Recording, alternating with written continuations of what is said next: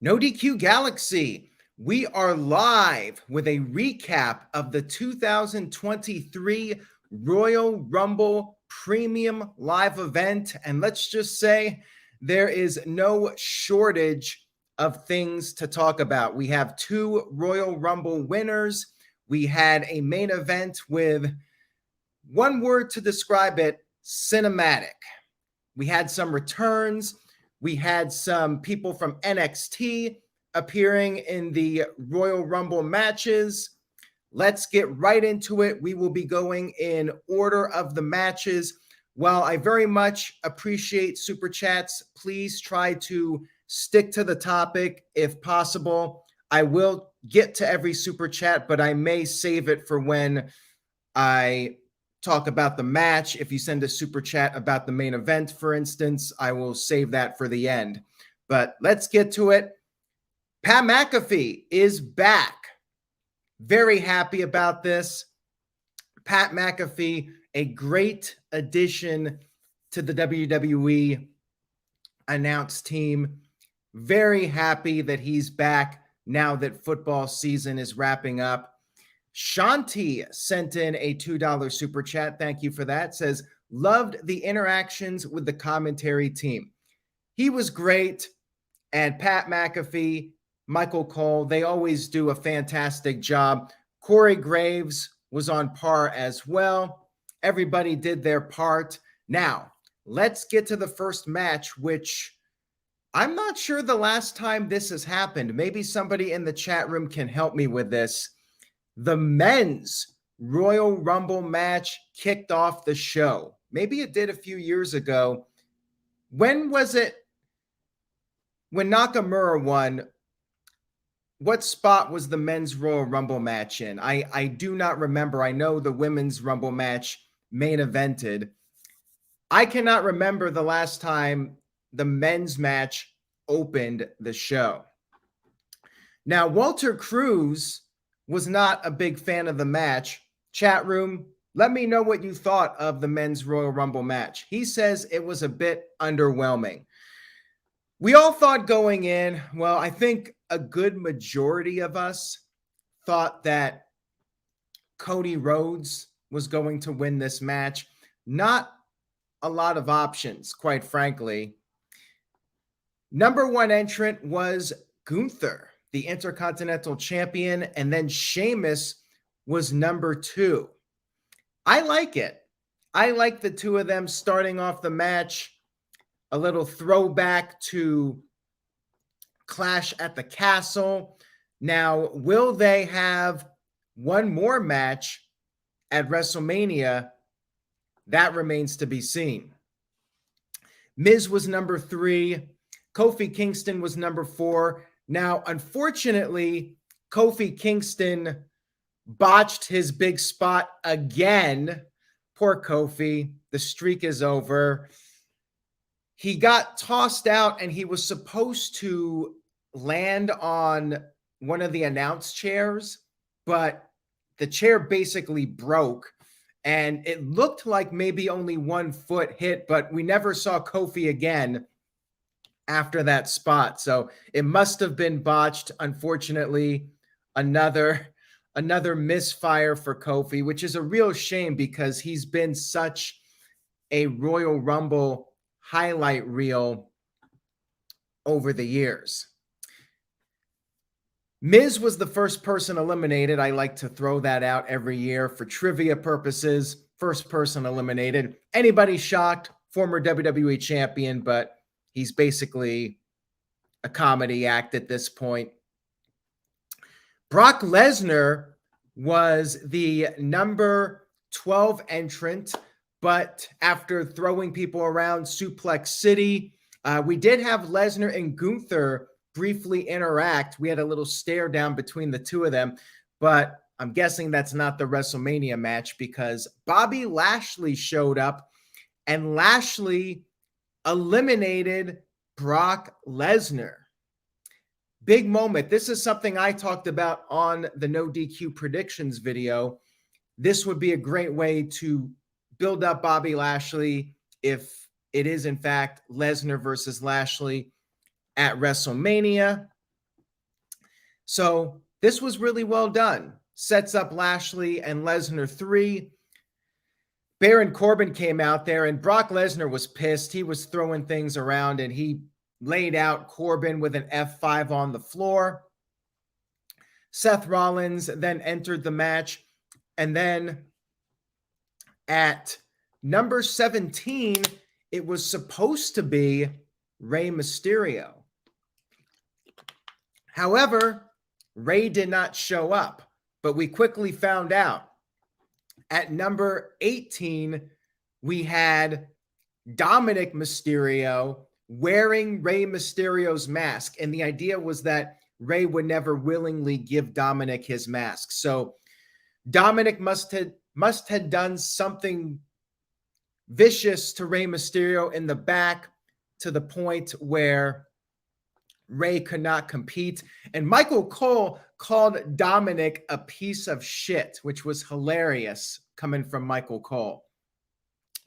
And Pat McAfee, like I said, very entertaining. He kept, even though they dropped the name, Drew McIntyre and Sheamus were called the Banger Brothers, but because there's a porn series called Bang Bros, they dropped it. I guess whoever came up with the name did not know that.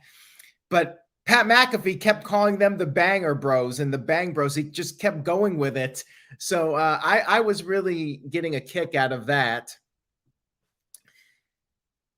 We had more people coming in, Judgment Day members, Finn Balor, Damian Priest, Dominic. Booker T was one of the few surprises in this Royal Rumble match. Not too many surprises in the men's match. Before the show started, they announced pretty much everybody. Like 27 of the entrants, 26 or 27 were announced before the match, leaving us very few actual surprises.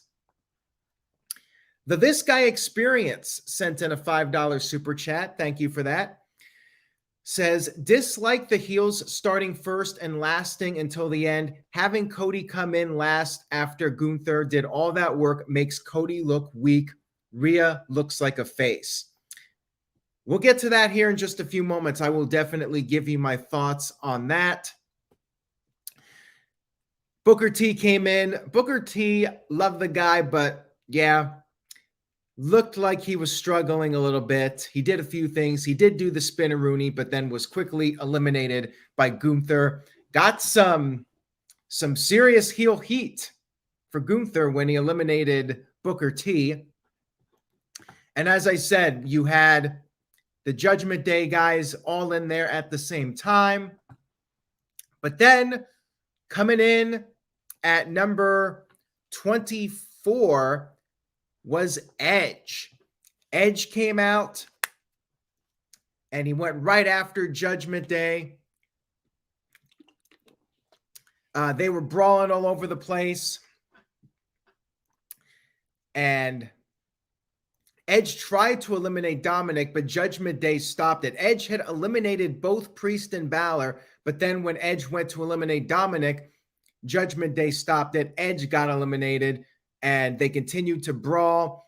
They fought by the entranceway, and then Rhea Ripley showed up and attacked Edge, but then Beth Phoenix arrived, making her return for the first time since Extreme Rules, and she speared Rhea Ripley, seemingly setting up a mixed tag team match. Edge and Beth Phoenix versus Rhea Ripley and Finn Balor. Probably, if I had to take a guess, it will happen at the Elimination Chamber Premium Live event. And Hamp Connell here said, did anybody see the tribal queef sign? I did, and I tweeted it out on the NoDQ.com Twitter account. So thank you for that, Hamp. Cheap plug for the NoDQ account. Psycho Jet Black sent in a $2 super chat, says, Banger Brothers versus Sorority Sisters, toys on a pole match. Oh boy. You're going to get me demonetized here. Thanks a lot, Psycho Jet Black. Anyways, the match continued. Braun Strowman was out there. Madcap Moss was advertised for the match, but he never showed up. Instead, maybe it was a red herring. At number 29, we had Logan Paul, recovered from his injury at Crown Jewel. People are going after him, but he managed to fight back. And then Cody Rhodes, no big surprise here, was in fact the number 30 entrant. Max B sent a $1 Canadian super chat. Thank you for that. Much appreciated. Nobody surprised about Cody Rhodes being back. Number 30, obviously some criticism about this. Some thought maybe it would have been better if Cody had entered at the beginning and lasted the whole match, which I do agree with, because it felt like he got the luck of the draw coming in at number 30, but it went on for a while. So I will give WWE credit for that. I'm looking at the positives here. Cody was in there for quite a bit. You did have a really cool moment where, I mean, kind of silly, but it was spectacular. You had Ricochet on one side of the ring on the apron, and then on the other side was Logan Paul, and they decided to butt heads. They decided to both do these springboard dives towards each other, and they literally collided in midair. Crowd went nuts for it. Felt like an AEW spot where, like, doesn't really make sense in a real fight, but you know what? It was for entertainment, and the crowd loved it, popped big for it. So, you know, it accomplished what it set out to do, and that was create a memorable moment. Springboard, crossbody, dive, whatever the hell you want to call it. Ricochet and Braun Strowman were working together in the match. Entertaining stuff. Psycho Jet Black sent in $2. He said, I kind of enjoyed the Ricochet Strowman tag team. Yeah, I mean, I think it's a good pairing for them. Gives both of them something to do, because I really don't see Strowman being pushed as a top guy at this point. And Ricochet, absolutely in a better spot than he was a year ago, but he's been in a better spot since Triple H took over. He's one of the guys that really benefited from Triple H being in charge. So anyways, the field narrowed down, and it seemed like we were down to 4: Cody, Theory, Gunther, and Seth Rollins. Theory was eliminated, and you had Cody and Seth Rollins rekindling their rivalry, going at it for a bit. But then Logan Paul resurfaced. We thought he was eliminated, but he was not. Logan Paul got involved and eliminated Seth Rollins. So I guess that means it's Logan Paul versus Seth Rollins at WrestleMania. The thing about the Royal Rumble is that we finally get a clear direction for WrestleMania. And yes, Seth Rollins, Logan Paul, Bobby Lashley, Brock Lesnar. And because Logan Paul is going with Seth Rollins, I'm thinking that we will see John Cena versus Austin Theory. Austin Theory keeps doing the champ is here. I think it's pretty obvious that that is the direction at this point. Anyways, you had Cody eliminating Logan, and that led it down to Cody and Gunther. And even though Gunther was number 1 in the match, he still had some gas left in the tank. He beat the crap out of Cody, and they were teasing like that Cody's torn pec injury might resurface, and they were bringing up the surgically repaired pec. Gunther continued to chop him and just beat the hell out of him, but then Cody would make his comeback. He busted out the Shattered Dreams as a tribute to Goldust. That was really cool. Dustin Rhodes.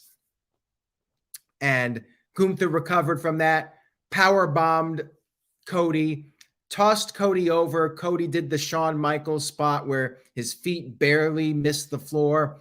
Then Cody got back in, hit the crossroads, and then clotheslined Gunther over the top rope and picked up the win. So yes, the psychology is a little off. The baby face coming in at number 30, beating the guy that was in there at number 1. But at the same time, they really put over Gunther. Gunther, the Intercontinental Champion, came off like a complete badass. Like, he's not just your generic heel. He is like a monster, unstoppable heel. And he broke the record for the longest run in a Royal Rumble match. I believe it's 1 hour and 10 minutes, something like that.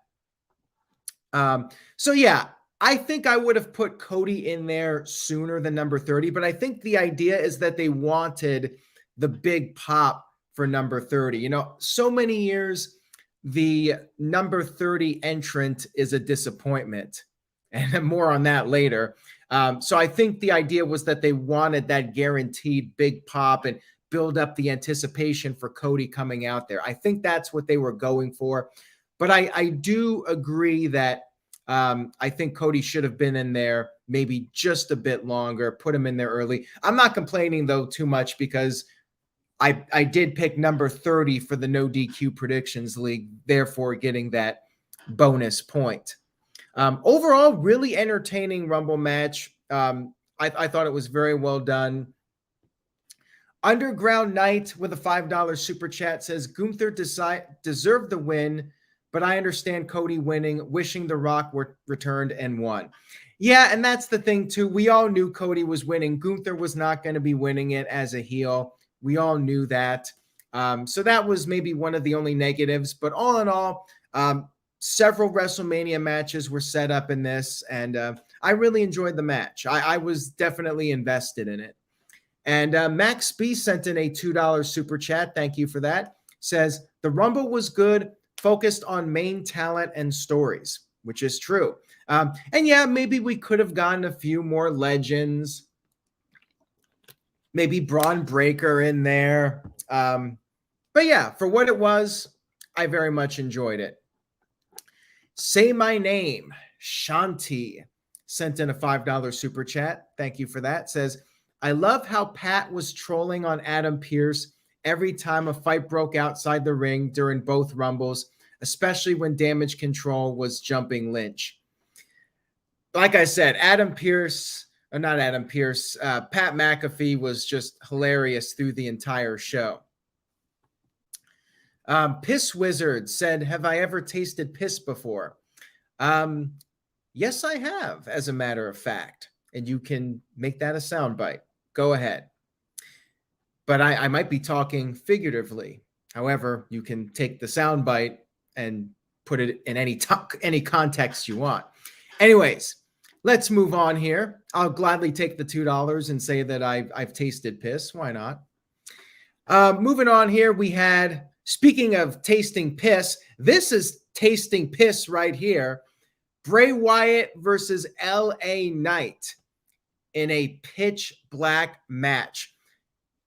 When we did the predictions video for this, I said I wanted to see a normal wrestling match.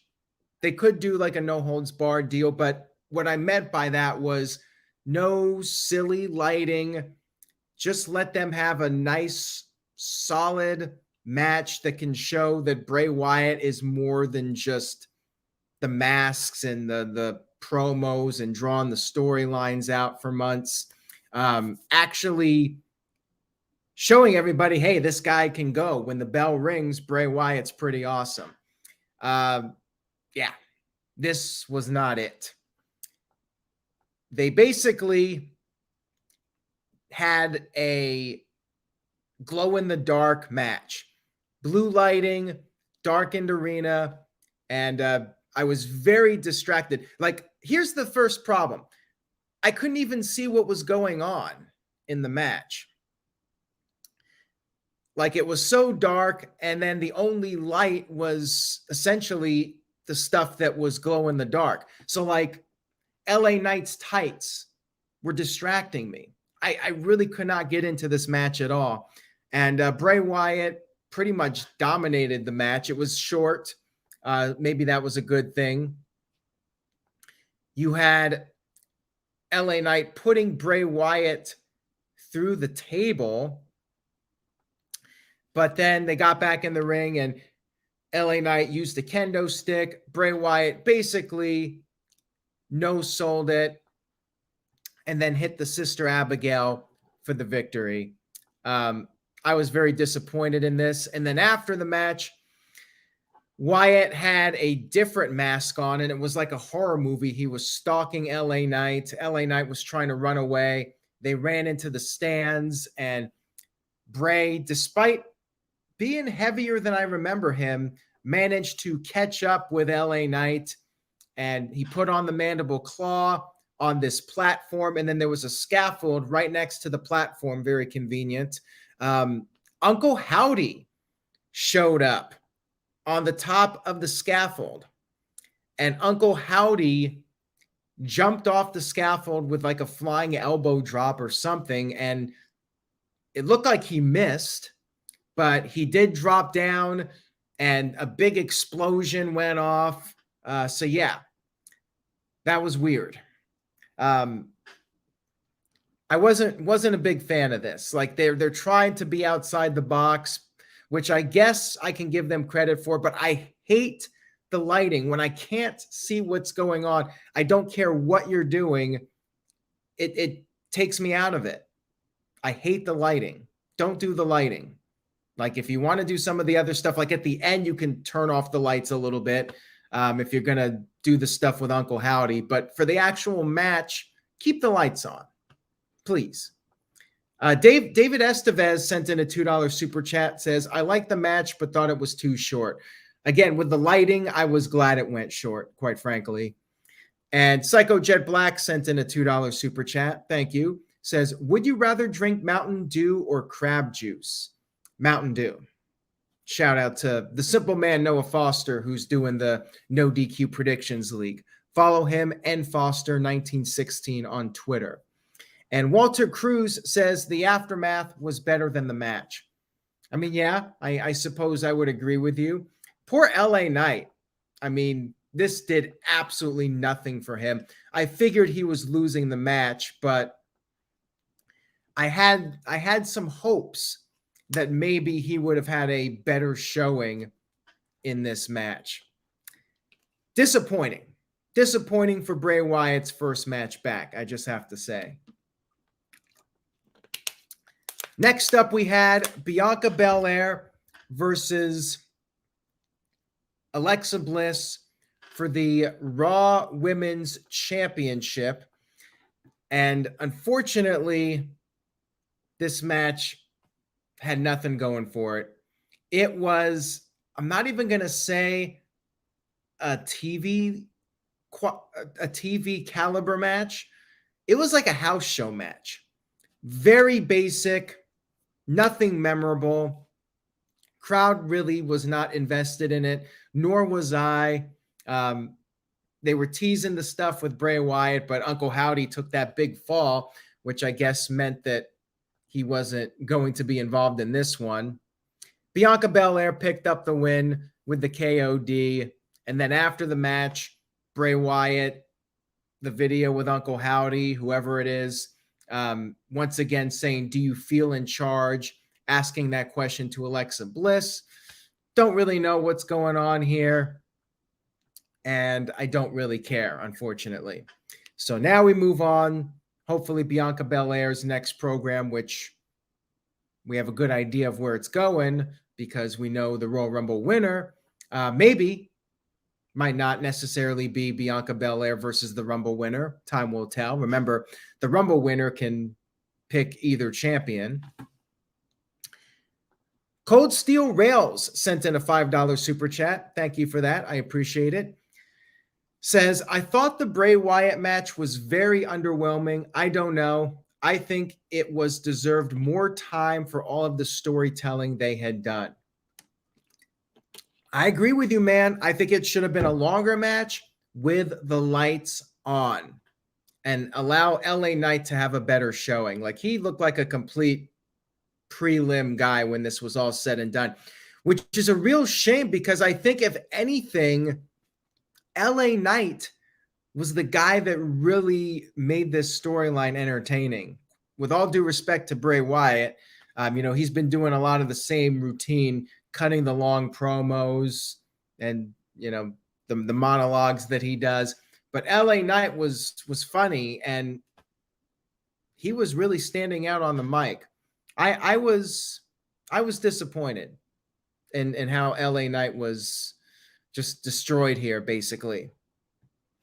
And I really don't care about Alexa Bliss's storyline with Bray Wyatt and Uncle Howdy.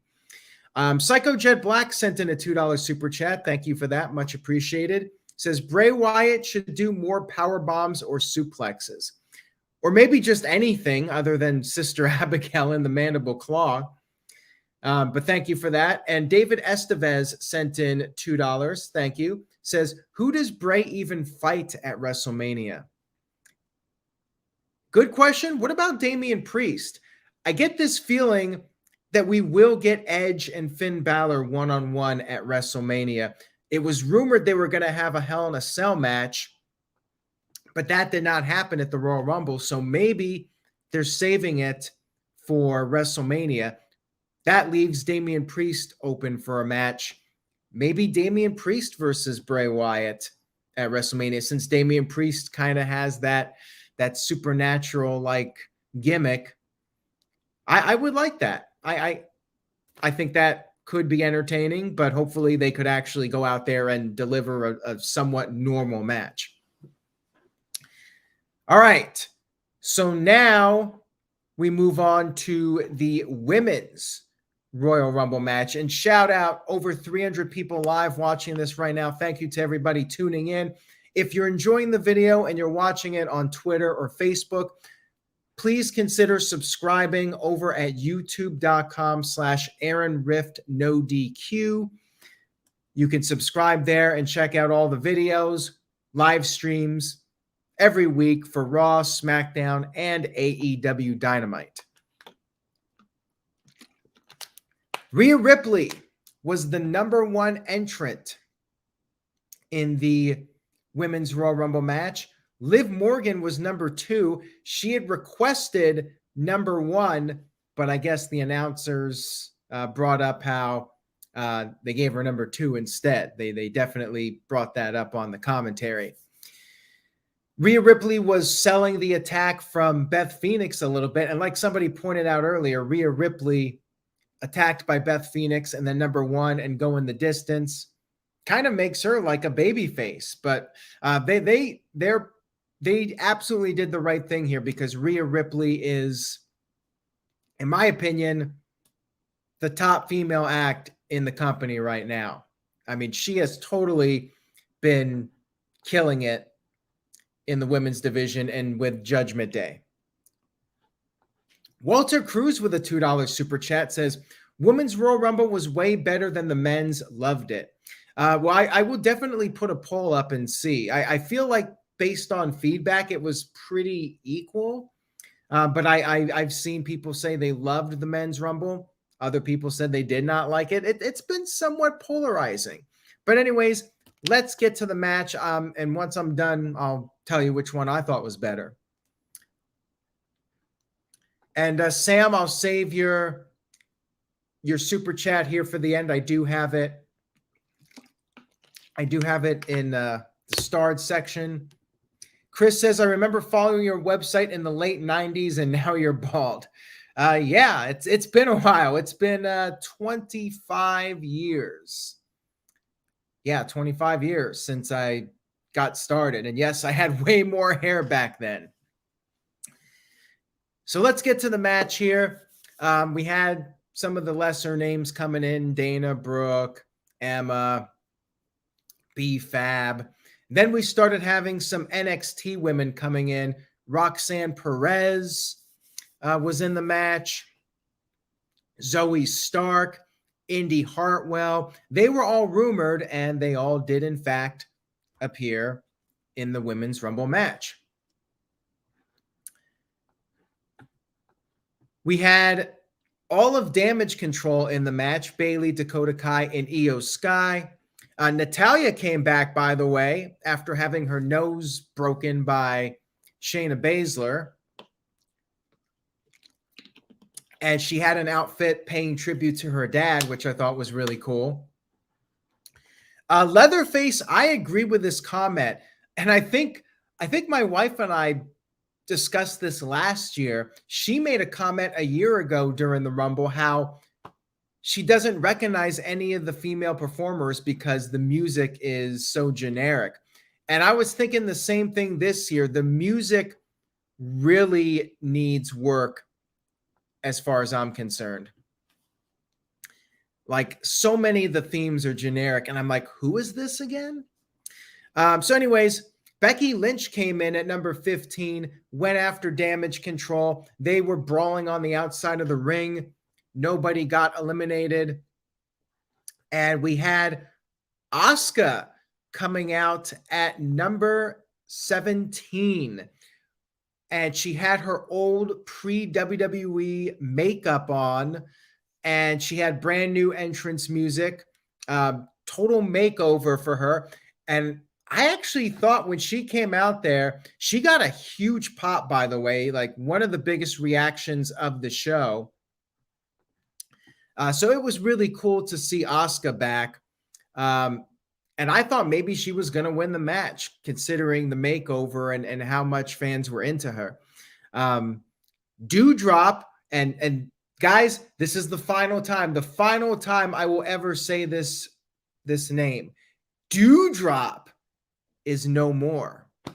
She is back to being Piper Niven. And happy to see her back, by the way. She was dealing with COVID for several months. She had a bad case of COVID. Happy to see her back. She looked to be in good shape, and she's got her own name back. And she was in the match for quite a while. Glad to see her getting a bit of a renewed push. We'll see how that goes in the future. And Chelsea Green made her official return to WWE. And no, Piper flat out said she did not have visa issues. That was not accurate. Apparently, there were several UK WWE wrestlers that had issues, but Piper was not one of them. She actually had a bad case of COVID. Chelsea Green makes her big return to WWE just to be eliminated in 5 seconds. She was in the Santino / Bushwhacker Luke spot. Why? I mean, apparently she's going to have like a Karen gimmick. That's the word on the street. But I guess we'll see where this goes. But first impressions, I always say it, first impressions mean everything. And yeah, pretty flat comeback for her. So anyways, match continued. Becky managed to eliminate Io Sky and Dakota Kai. But then Becky Lynch was eliminated by Bayley. Liv Morgan eliminated Bayley, and then the fight continued. Becky Lynch brawled with Damage Control all the way through the crowd, and they were out.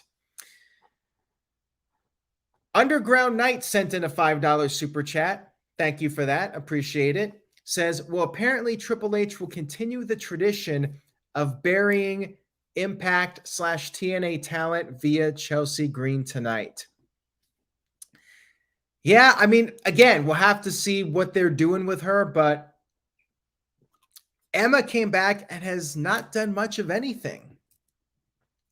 So what does this mean for Chelsea Green? Are they actually going to do anything with her? Is Matt Cardona coming back? Are they going to be a power couple? Like, it just doesn't seem like a great spot to bring her back just to have her be Santino / Bushwhacker Luke / the Warlord. So anyways, the match continued, more people coming in. Michelle McCool was number 25, and she was sitting at ringside, and she literally got up, jumped the barricade, and got into the match. She got a pretty good reaction. Shotzi was back. Sonya Deville was in the 27th spot, which meant the 27th spot was not winning this year.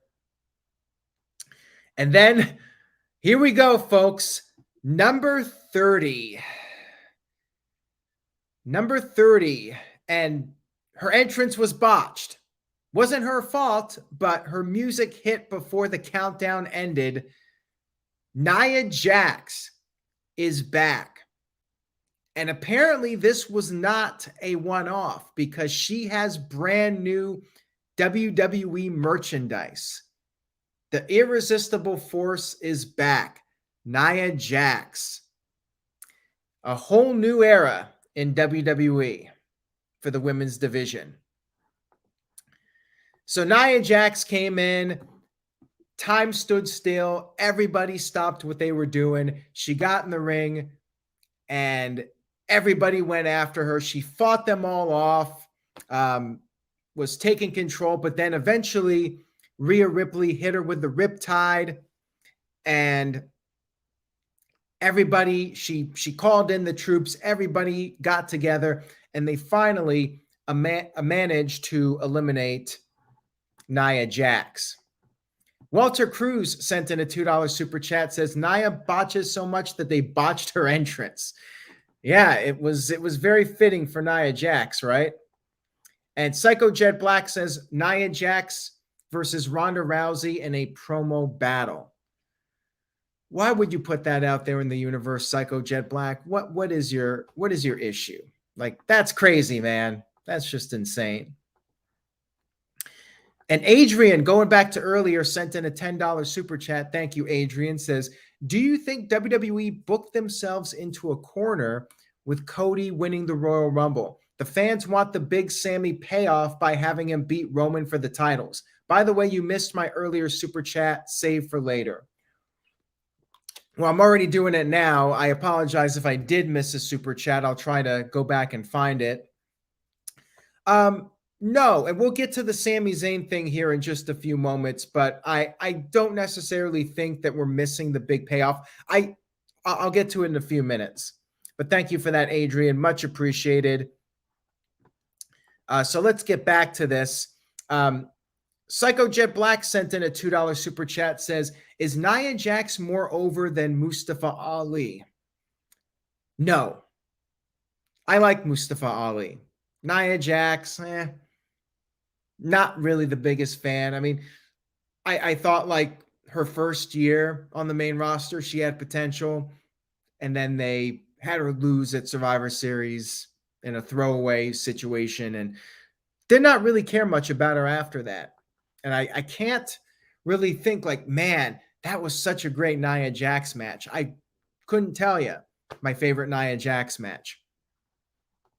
Torvik23 said with the $2 super chat, Aaron tweeted Nia would win, but then deleted it. I was making a joke. I said perhaps she'll win the whole thing. Whole, get it? But yeah, my joke aged very poorly because she was eliminated basically 10 seconds after I sent that tweet. And the This Guy Experience sent in a $2 super chat, says, Asuka actually went through the middle ropes. Yes, Nia. I did not know that about Asuka, but I'll have to go back and check on that and see if you're right about that. So anyways, back to the match here. Max B sent in a $2 super chat, says, botched the entrance of the Queen of Botches. Yep, they sure did. Yeah, a lot of comments about the botched entrance. Psycho Jet Black sent in a $2 super chat, says, can't wait to see more Nia Jax on Botchamania. Well, that entrance will definitely be on there, I'm thinking. So, the field did thin down. It was Rhea Ripley, Liv Morgan, and Asuka as the final three. And Rhea Ripley eliminated Asuka. Asuka used the mist on Liv, and then Rhea took out Asuka. I don't know if she went through the middle rope or not, but William in the chat is saying she went over the top rope. And you had Liv and Rhea on the apron. The first two people to start the match ended the match, and Liv was blinded, but she continued to fight. She almost eliminated Rhea. Rhea did the Shawn Michaels, hanging on for dear life with her feet dangling, but then she used her feet to send Liv Morgan out of the ring, making herself the winner of the Royal Rumble. Rhea Ripley making history. First woman to go the entire Rumble, winning from the number one spot. The Iron Woman. And going to WrestleMania. But yeah, it was weird because she's a heel and she was booked like a babyface here, dominating. And yeah, I think she absolutely needs to win the title. Probably beating Bianca Belair at WrestleMania. Psycho Jet Black sent in a $2 super chat, says, seriously, who is Ronda Rousey fighting at WrestleMania? Good question. At this point, I don't even know if they have an idea. Like, it's not going to be Charlotte, right? Because we've already seen Ronda Rousey versus Charlotte on several occasions. But who else do you have for Charlotte? Maybe it will be Ronda versus Bianca Belair. And maybe it'll be Rhea Ripley versus Charlotte. Somebody did mention the idea of Charlotte possibly going for revenge. It was actually Shanti. Shanti sent in a $5 super chat. Thank you, Shanti. Says, WrestleMania rematch. Charlotte Flair versus Rhea Ripley, but the heel and face roles reversed compared to their last bout. I could see that. Like, I was thinking Bianca Belair, but now if Ronda Rousey's got to do something big for WrestleMania, I mean, she could go for the tag titles like she wanted to, but if they're going to put Ronda Rousey in a title match, they could do Ronda versus Bianca, just switch Ronda over to Raw because, you know, they don't care about the brand split anyways. And then they could do Charlotte versus Rhea Ripley, a rematch from the Performance Center. They can actually do their WrestleMania match in front of a crowd. Jason EXP sent in a $5 super chat, says, why did we get more NXT women than NXT men in the Rumbles? My guess is that they're lacking in spots with the women. Like other years, they had to bring in a bunch of past female stars to fill out the 30 spots. But with the men, they got a deeper roster with the men. And yeah, they just wanted to make sure they got as many people from the main roster as possible. Thus, not too many NXT spots. Actually, did anybody from NXT show up? No Braun Breaker, no Carmelo Hayes, which I think a lot of people were hoping he would have been in the match. So yeah, that was a little disappointing.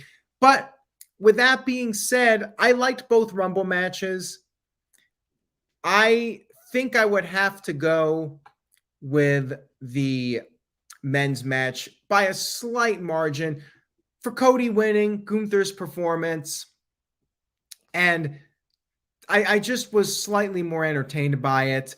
The women's Rumble match, like, it was struggling for a while to get the crowd invested, really until Becky Lynch came out there. I just felt like there was more energy from the fans and just overall more energy in the men's Rumble match, but both were good. I definitely enjoyed the women's Rumble match.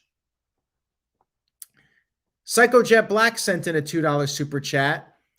Says, aside from Piper Niven, who needs a name change? Michin. She needs to just be Mia Yim. I hate that name.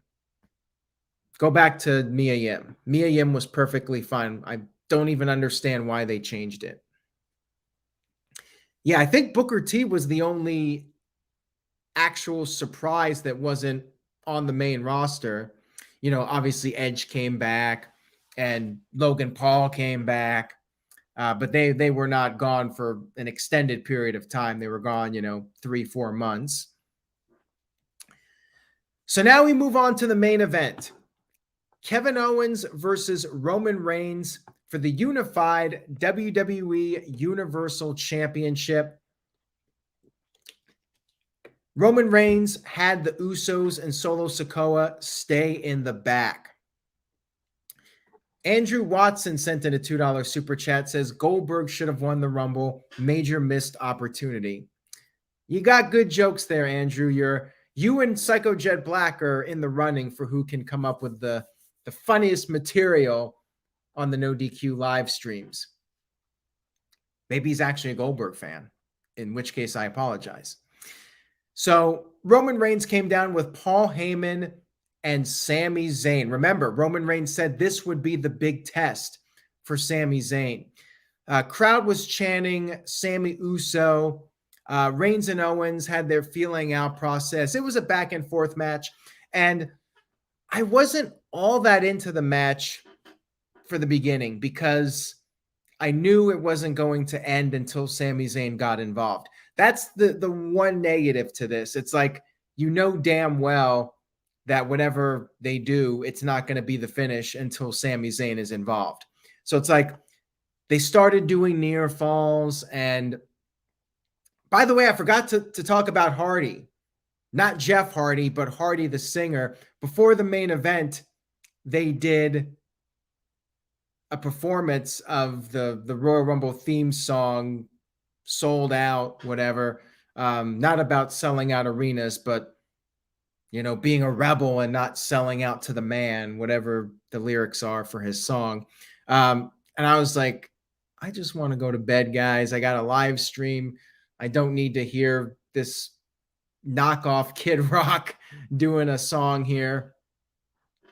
Thankfully, it was just the one song. But of course, Roman Reigns has like a 5 to 10 minute entrance, and it's going to run long. Psycho Jet Black sent in a $2 super chat, says, here's a funny joke. Mustafa be taken seriously. Haha, yeah. The answer is no to that question. I do not think he will ever be taken seriously. He's basically going to be the guy that can wrestle, but he whines and he gets his ass kicked. That's Mustafa Ali in a nutshell.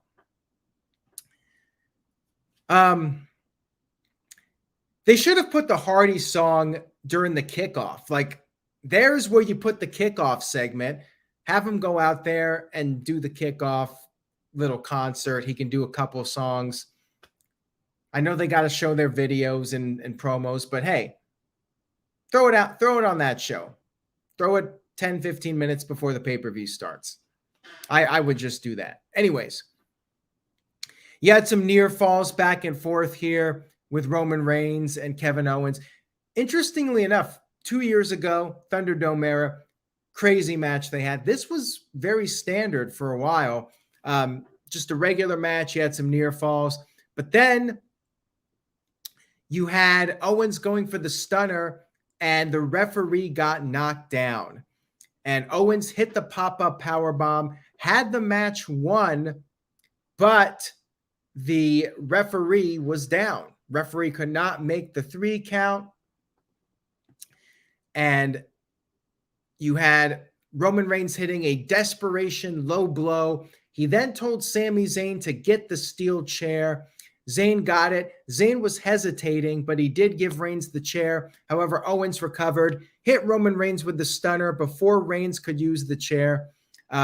Reigns kicked out, though, and then Reigns hit the Superman punch, hit the spear. Kevin Owens kicked out. Owens rolled to the outside of the ring. Sami Zayn told Owens to stay down, but Owens refused, so Reigns went to the outside and speared KO through the barricade. They kind of overdo this spot, in my opinion, but Reigns then slammed the back of Owens' head into the steel steps. which I don't care how much you protect yourself. Like, that looks scary. Like, I would not want to take that bump if it was me. He did it twice and then got him back in the ring. Owens was defiant to the end. He kept fighting back, but then Roman Reigns finally got the win with the spear. No surprise here. The story was all about the aftermath. So afterwards, the Bloodline continued their attack on Sami Zayn. Or not Sami Zayn, Kevin Owens. They continued to beat down Kevin Owens. Sami Zayn was standing there watching the carnage. Usos hit the 1D to Owens. They wrapped a chair around the neck of KO, put him in the corner, and then you had Solo Sikoa do the running hip attack into the corner. That's what put Matt Riddle out of action. Then they got handcuffs. They handcuffed Owens to the top rope. The Usos hit numerous super kicks. And then Roman Reigns got the steel chair and was going to finish off Kevin Owens with the steel chair.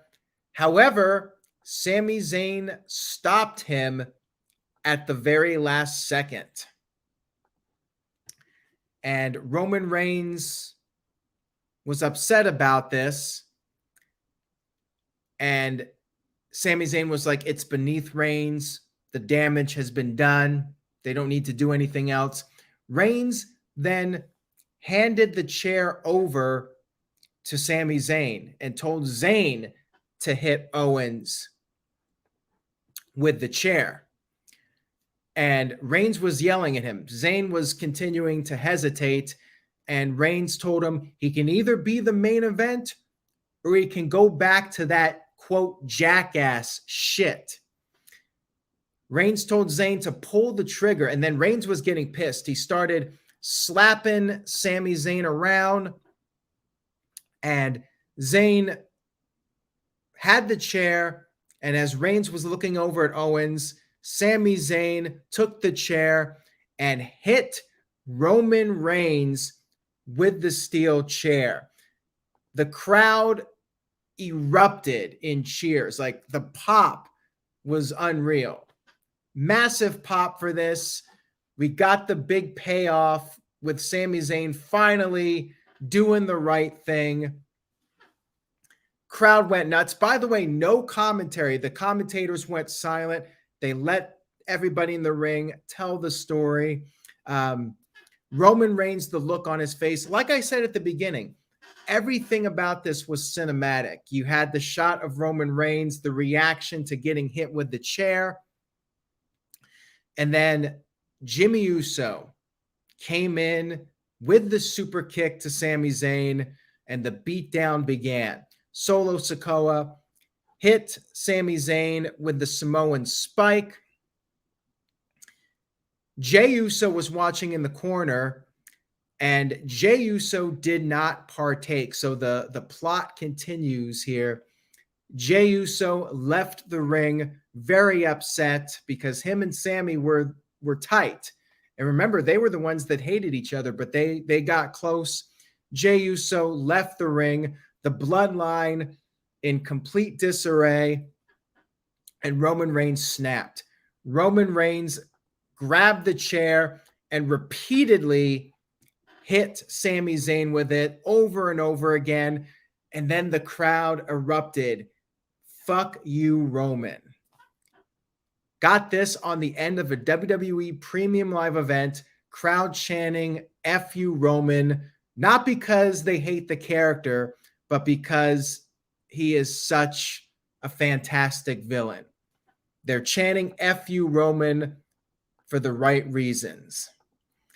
And the Bloodline, minus Jey Uso, minus Sami Zayn, stood tall.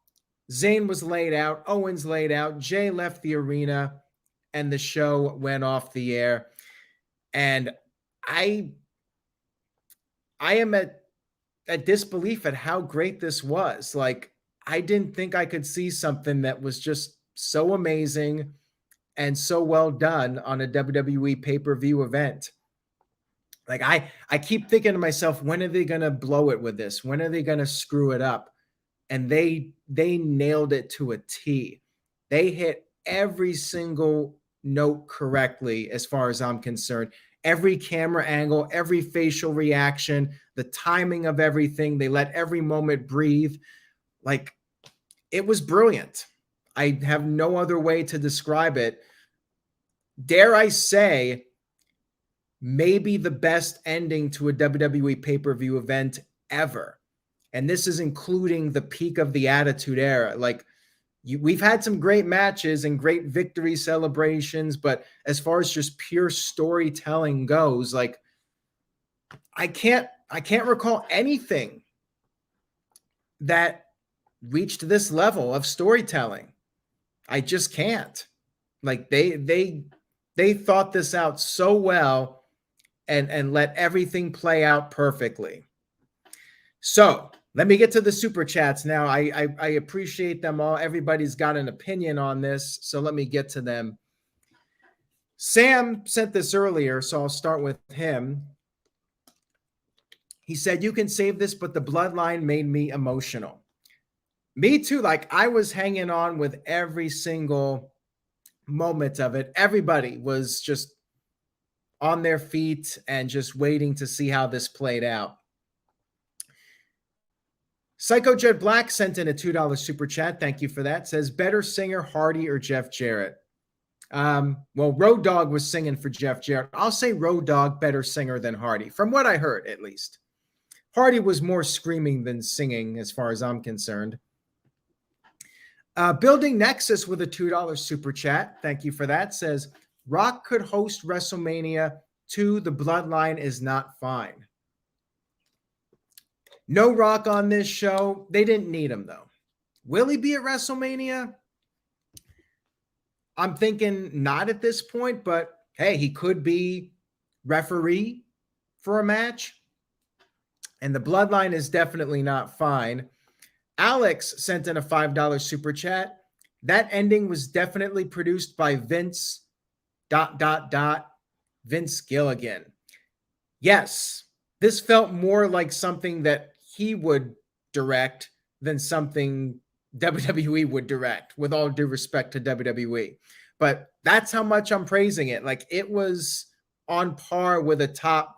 They should really get an award for this. Like, I can't believe I'm saying that, but they should be nominated for something like significant for this, because they got people on the edge of their seats for this one, and everybody just did a fantastic job with it. Psycho Jet Black sent in $2. He's got the Hardy jokes now. Would you rather watch a Hardy concert or eat at Hardy's? I mean, come on, Hardy's 100%. The charbroiled burgers, love them. Hardy, not so much. He doesn't even have is it his first name or last name? Like, I can't really get behind a guy that just has one name. I mean, Prince had one name, but this guy's not Prince. Walter Cruz with a $5 super chat. Thank you, Walter. Says, I liked the match, but it was all about the aftermath. Also, here we go. Like, share the video, say yes to no DQ, hashtag stick to my shtick, and hashtag feel merchy. Much love and appreciation to you, Walter. And yes, it was definitely about the aftermath of the match. Joe Schmo sent in a $5 super chat. Thank you for that. Much appreciated. Says, do you think they could add Sami Zayn to the title match with how much momentum he has right now? Well, let me go back. I will answer that and what Adrian sent in earlier with Sami Zayn. Jey Uso is the key here.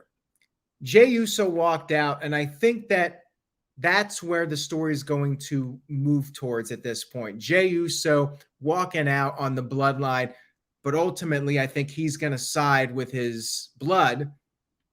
Blood will ultimately be thicker than water, and that will lead to the Usos versus Kevin Owens and Sami Zayn at WrestleMania. So the fact that they did all the stuff with Jay makes me think they'll be shifting to that. Sami Zayn hit Roman Reigns with the chair, but then the story kind of focused more on Jey Uso and his reaction to the whole thing. So that's what I think it's going to be the next step. It's going to be with Jey Uso and what side is he on? And he'll ultimately have to make a decision, and he will stay with his family, and that'll lead to the WrestleMania match. And as I said earlier, and I said it on the No DQ prediction stream, I think Kevin Owens and Sami Zayn versus the Usos 100% after tonight should main event night one of WrestleMania. Tag team titles, undisputed titles, WrestleMania main event. Give them that spot. They deserve it. Psycho Jet Black with a $2 super chat says, imagine Mustafa Ali singing a Hardy song. He could probably be a better singer than Hardy. I've never heard Mustafa Ali sing before, but I mean, Hardy was not great.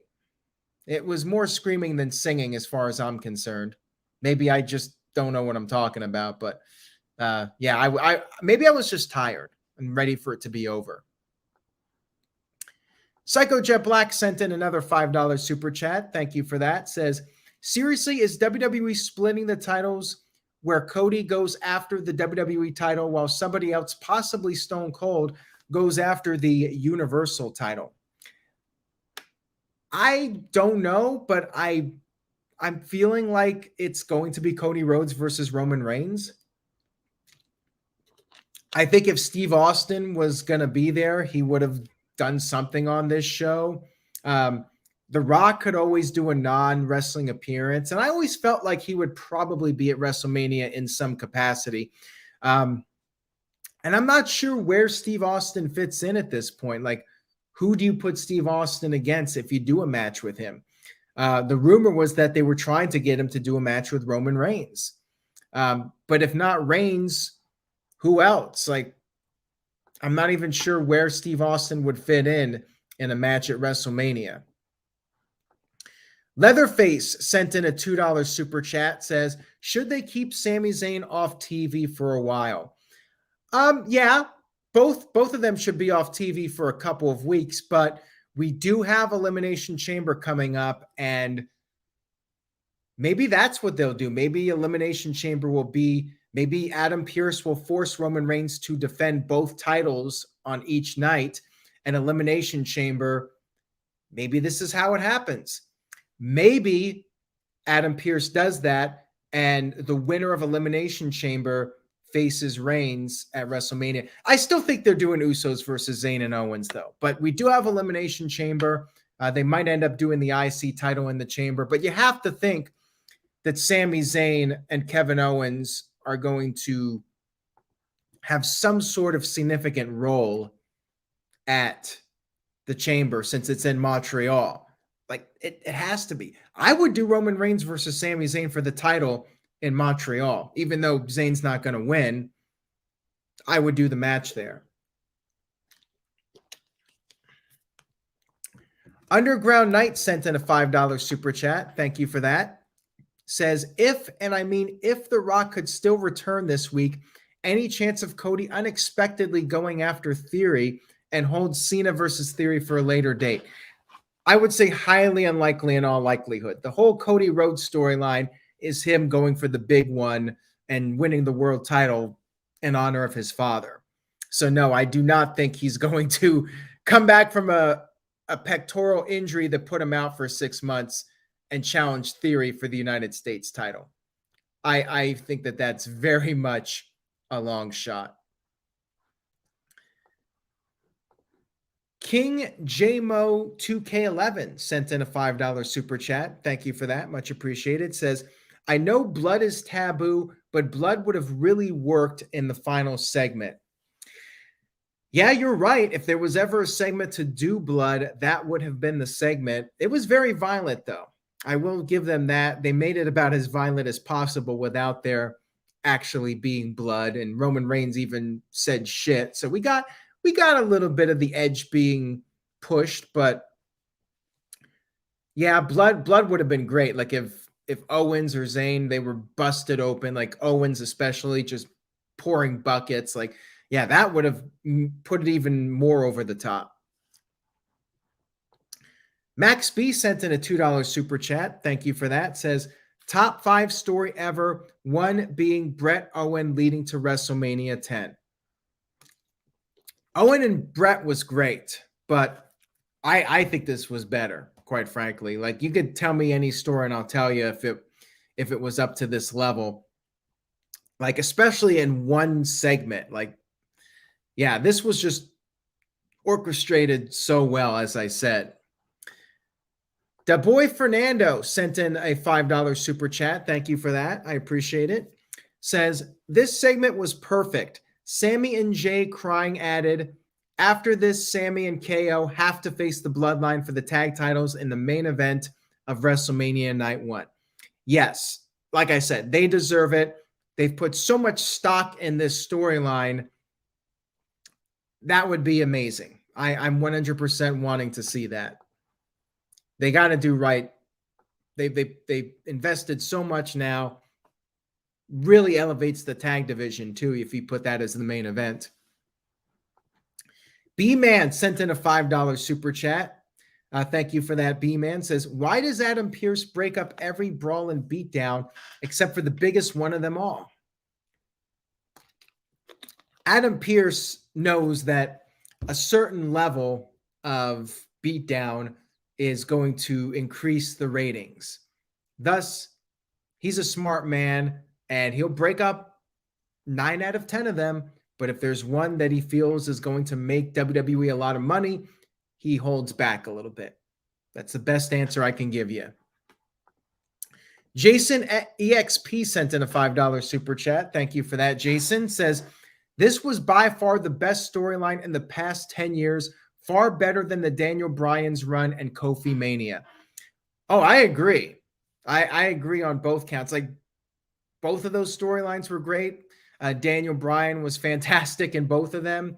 But yeah, this has been playing out for so long too. It's not like they just stumbled upon this. Like, this Sami Zayn storyline has been brewing for several months now.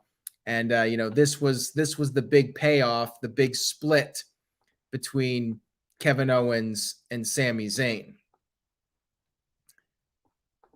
All right, we got some more super chats here. Thank you to everybody sticking around. Much appreciated.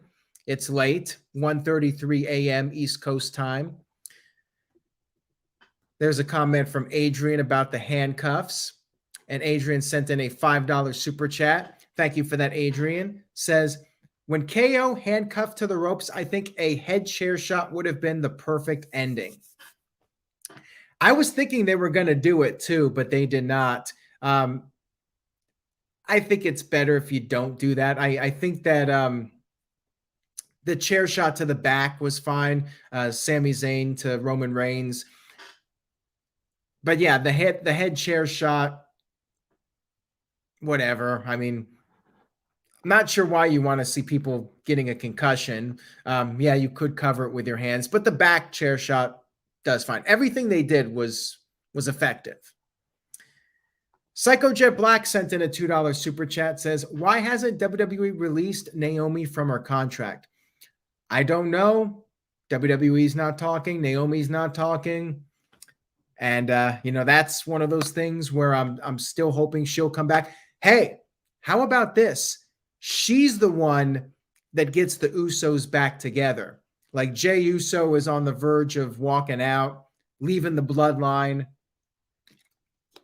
And it's Naomi that has to be the peacemaker, and she's the evil one that brings them back together and gets Jey Uso back on the dark side.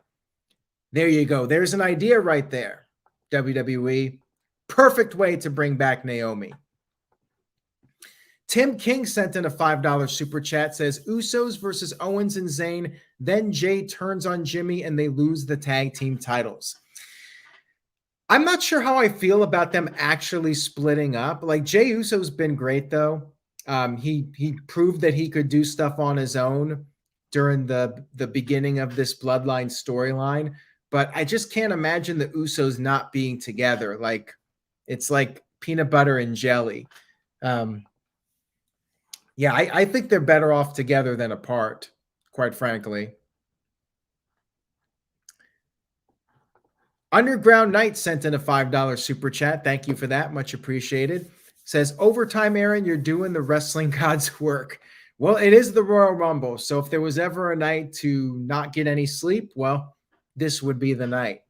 And this is turning into quite the long stream, but I will get through these super chats before giving my final thoughts on the pay-per-view and my final letter grade, which I'm sure people are waiting for. B-Man sent in a $5 super chat. Thank you, B-Man. Much appreciated. Says, do you think WWE will have The Rock versus Stone Cold main event WrestleMania Night 1 since it would be slow-paced match for The Rock? No. And I'm not thinking The Rock is wrestling. If The Rock was coming back, he's fighting Roman Reigns, bottom line. But I don't think he's coming back.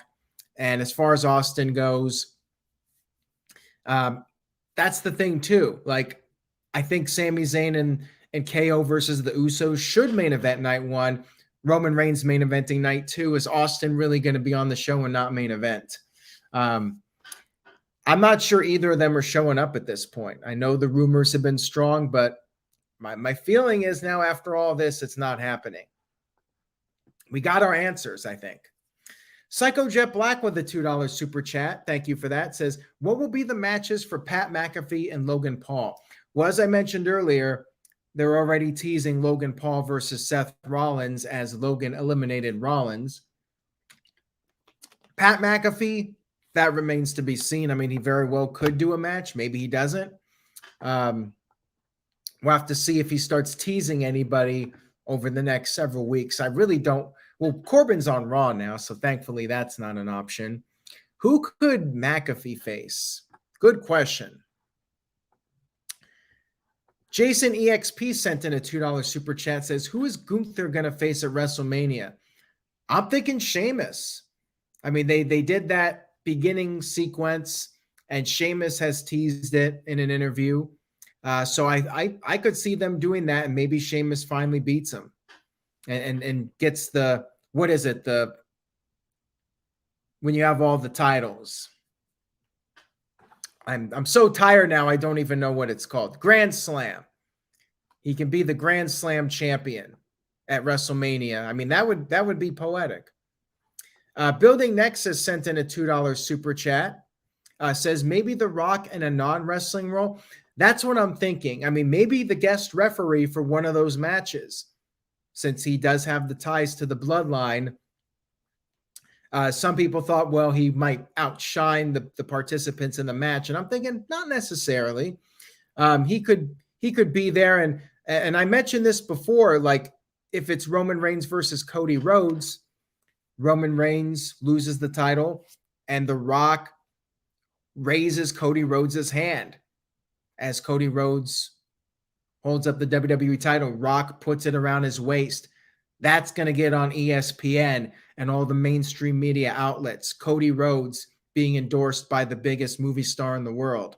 Like, that's huge for Cody Rhodes to have The Rock endorse him and put him over. So I think The Rock would actually help make Cody's title win even a bigger deal than it would be.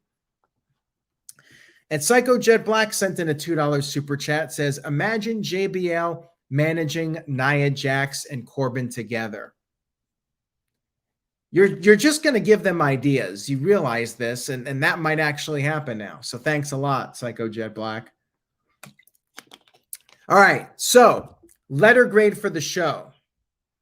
Before I get to that, Psycho Jet Black says, will Austin Theory versus Cena be for the U.S. title? Yeah, why not? John Cena held it at one point. Why would it not be for the title?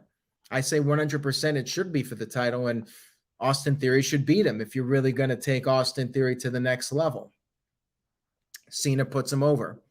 Letter grade, I can't give it an A+ because of some of the stuff in the middle, but both Rumbles I was entertained by them, and the end of the show was so great. That was like A++ material. I'm giving the show a solid A. Great Royal Rumble show overall. A little on the long side. I had a few issues, but the positives definitely outweighed the negatives. And the ending of the show, I mean, all-time great wrestling moment ever. So yes, I give the show a solid A, and highly recommend it, especially the end of the show. And the Rumble matches I did enjoy. And that's it for tonight. Thank you all so much for over an hour listening and commenting in the chat room. And again, if you're following this on various social media outlets like Twitter or Facebook, NoDQ.com for all the news, and YouTube.com/Aaron Rift NoDQ to subscribe and check out future videos. Have a great week, everybody. Take care. Stay safe. Love your life as best you can. And remember, say yes to NoDQ.com. And I will see you all next time.